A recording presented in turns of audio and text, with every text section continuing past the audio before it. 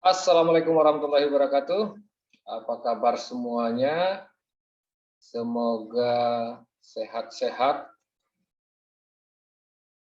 di detik-detik kita ingin menyambut bulan suci Ramadan tahun ini. Saya akan membagikan pengetahuan yang saya peroleh dari kelas Dr. Aisyah Dahlan tentang bagaimana menerapkan pengasuhan positif. Setidak-tidaknya ada 4 poin yang disampaikan. Pertama adalah memberi keteladanan yang baik untuk anak. Untuk memberi teladan, anak sebenarnya butuh contoh nyata, bukan butuh sekedar ucapan dari orang tuanya. Kita tahu lingkungan terdekat anak itu berada di tengah orang tua. Nah, itu pula yang mengakibatkan harus diberi keteladanan untuk anak. Sehingga anak punya contoh real di rumahnya. Jangan sampai misalnya ibunya menyatakan, ayo mandi, sedangkan ibunya sendiri belum mandi. Nah, bagaimana anak ingin melihat langsung? Kalau ceritanya ibunya mandi, maka anak akan melihat, oh iya, ibuku sudah mandi, maka dia juga akan mandi. Itu contoh-contoh sederhana dan kecil yang menjadi teladan bagi anak. Contoh lain tentu ketika anak disuruh belajar, orang tua juga harus melihatkan bahwa dirinya juga haus ilmu, dirinya juga masih butuh belajar. Karena itu memperlihatkan diri sedang membaca, memperlihatkan diri sedang mengurusi sesuatu dalam konteks belajar, itu juga harus dilihat oleh anak. Ada baiknya anak itu, namanya juga anak-anak, pasti akan bertanya. Nah, ketika anak bertanya itu, maka kita akan menyampaikan dan menunjukkan, ini loh contohnya, baiknya memang dengan contoh nyata di buku. Sehingga anak melihat kita, orang tuanya saja, masih terus belajar. Itu ya, teman-teman. Yang kedua, melakukan pembiasaan baik. Melakukan kebiasaan-kebiasaan baik ini bisa dilakukan lewat hal-hal kecil saja. Misalnya bagaimana dia mengatur dirinya sendiri ketika buka sepatu, dia harus meletakkannya di mana. Nah, ini akan sangat bermanfaat ketika anak kita nanti misalnya pergi ke sistem belajar yang berbasis asrama. Sehingga dia bisa menjaga dirinya sendiri, bisa mengatur dirinya sendiri kapan dia harus belajar, kapan dia melakukan hal-hal baik. Begitu. Karena di rumahnya dia sudah terbiasa. Yang berikutnya,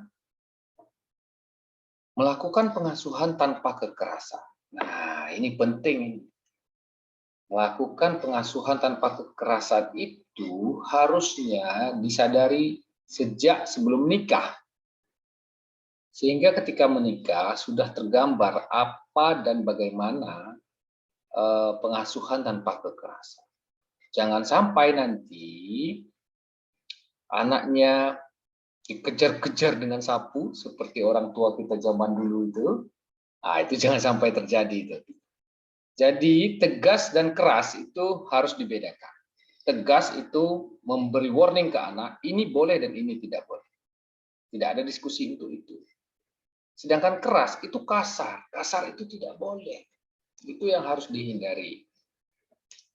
Pukima gitu misalnya, mengeluarkan kalimat-kalimat, mohon maaf ini ya, mengeluarkan kalimat-kalimat yang berbau makian, itu apalagi, itu sangat tidak boleh. Karena sesungguhnya anak akan merekam dengan baik, dia akan menjadi perekam kalimat yang baik dari orang tuanya. Luka itu, luka pengasuhan itulah yang akan nanti berdampak pada dirinya hingga dewasa. Luka ini tidak akan pulih begitu saja gitu. Jadi harus difikirkan dampak jangka panjangnya. Nah, begitu ya kira-kira. Yang terakhir itu bagaimana melakukan pengasuhan secara berkelanjutan. Konsep ini tidak hanya berlaku ketika dia masih SD, TK, taman kanak-kanak gitu. Tapi konsep ini juga harus berlaku ketika dia beranjak dewasa.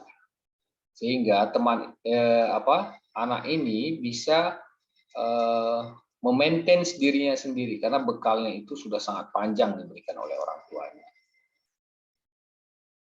Nah, apa yang harus dipahami orang tua? Nah, ada 3 poin ini yang harus kita pahami selaku orang tua. Pertama, memahami tahap perkembangan anak. Perkembangan anak harus dipahami ketika dia berada di usia taman kanak-kanak,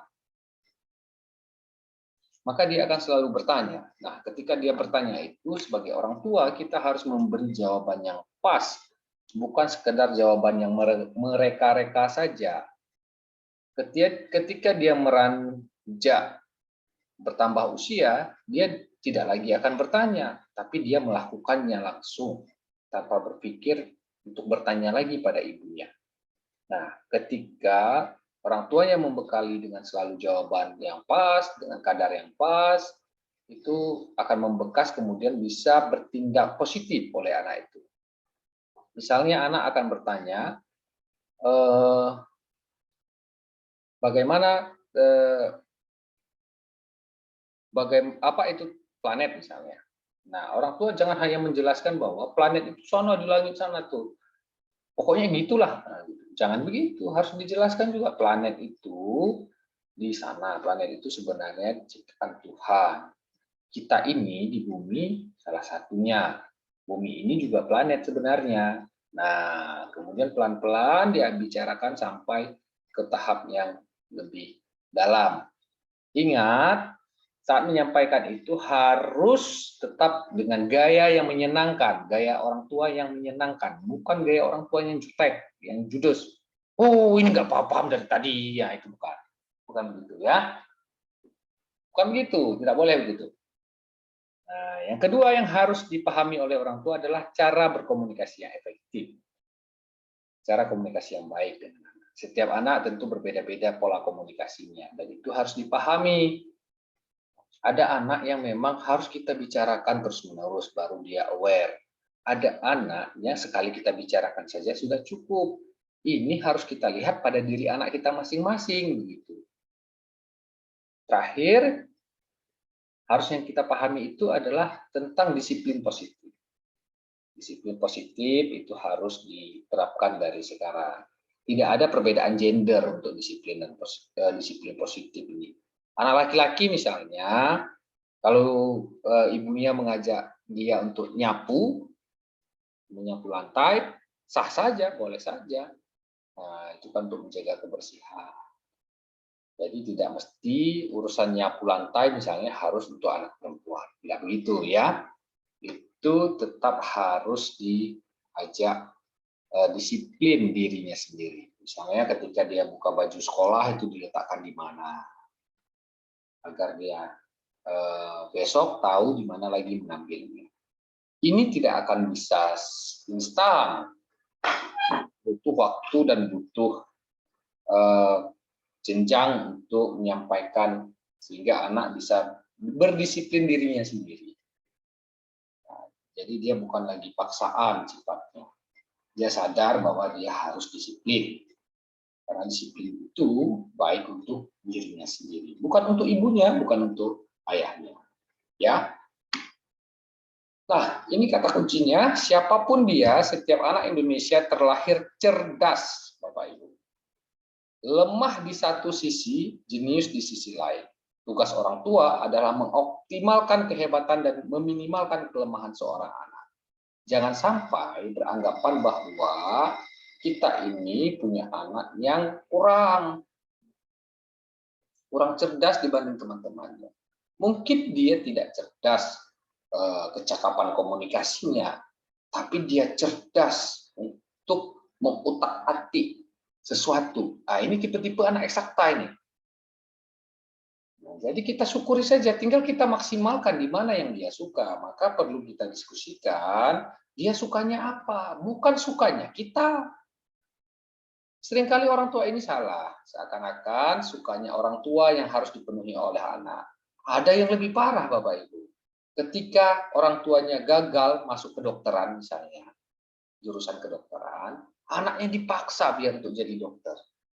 Dia bilang lagi tuh ke anaknya, Mama dulu gagal jadi dokter. Sekarang tugasmu untuk meneruskan cita-cita Mama.